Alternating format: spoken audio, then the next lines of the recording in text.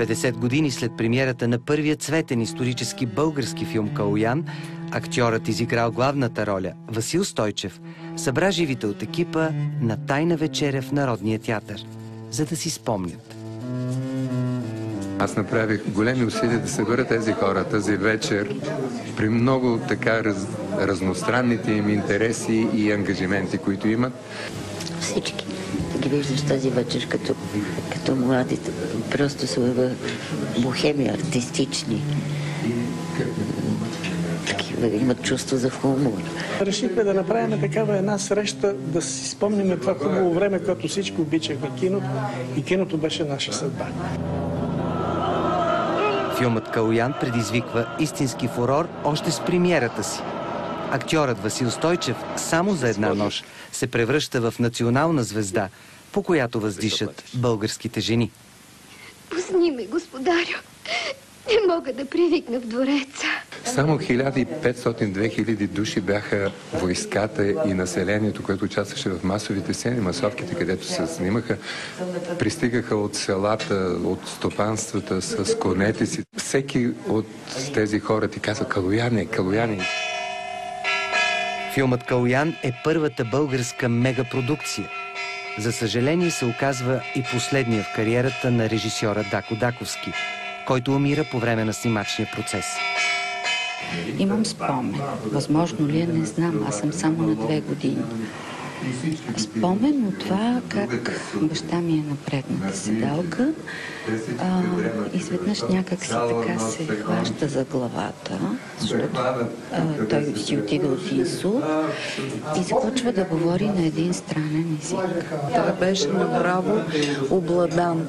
Доколкото си спомням, той живееше с този сценарий по време и на предишните си филми. Още от времето на Подигото, а след Подигото той направи 3 други филма. Той работеше непрекъснато върху Калоян и Антон Дончев сега ми каза, че това е повече от 7 години. Аз съм написал 12 варианта на сценария. Не го обичаше, имаше много врагове. Връщаха на... Той в това време снимаше други филми.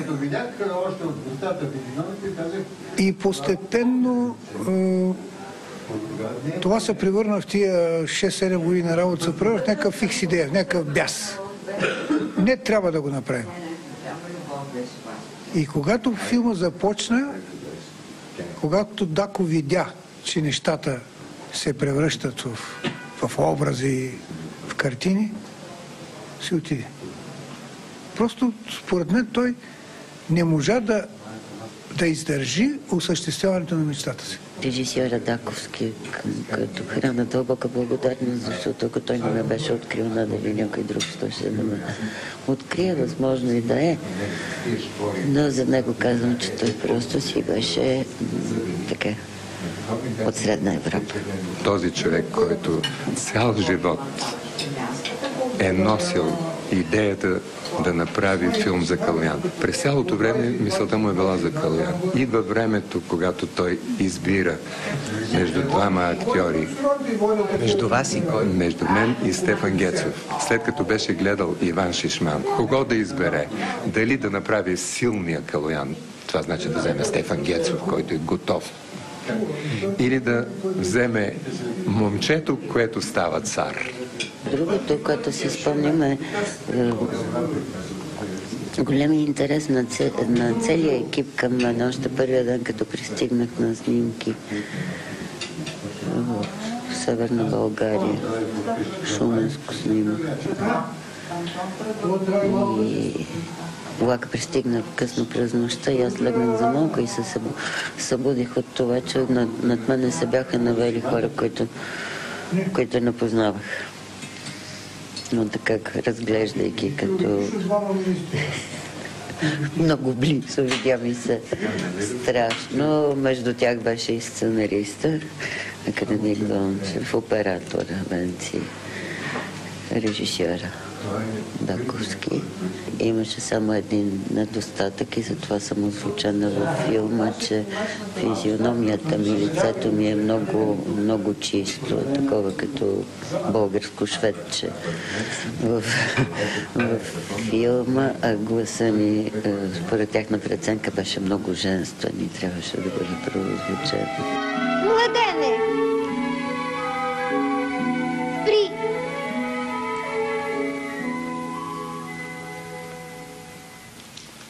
Оплаших ли те? Все за тия рицари приказват. Вампири ли са, таласъми ли? Точила, само че железни. Баща ви във филма? Баща ми. Баща ми нямам сцена с татко в филм. Има един епизод, който го хвърлят от една скала, затова и на тази снимка е с камъка на врата. И той изглежда много, много внушително. Не знам защо не са го снимали по-често. Това е някакъв невероятен спомен. Това е рокля, с която аз съм играла принцеса Мария, дъщерята на Калоян. За съжаление нямам никакви спомени от това време, защото съм била някъде на 2 годинки тогава. За съжаление нямам спомени от баща ми, защото съм била страшно малка, когато той си отиде преди да завърши Калоян. Може би ми се искаше и аз едно църкинче, една принцеса да изиграя, но аз съм играла в 3 предишни негови филми "Малките деца", които са на селска тематика, и аз съм си била едно малко селянче тогава. Имам спомен от снимките, от това как Васко Стойчев ме вдигаше и ме прегръщаше. Усещане. Това, което съм изживял при тренировките конната езда. Тренирал съм с генерал Владимир Стойчев на базата. Това бяха уроци невероятни. За мен този филм има много голямо значение. Аз съм благодарен на Антон Дончев, който беше мой приятел още тогава, когато ми предложи да взема участие във филма като художник. Много сериозно се хванах с филма и заради този филм трябваше да изуча половината от нашата средновековна история. Той ми помогна пък има подтикна по-скоро, по-късно да взема и в личното си творчество извън филма, да направя някои работи, които останаха така един етап в моя живот. Това са историческите мои литографии. Филмът "Калоян" се оказва кръстопът на съдби.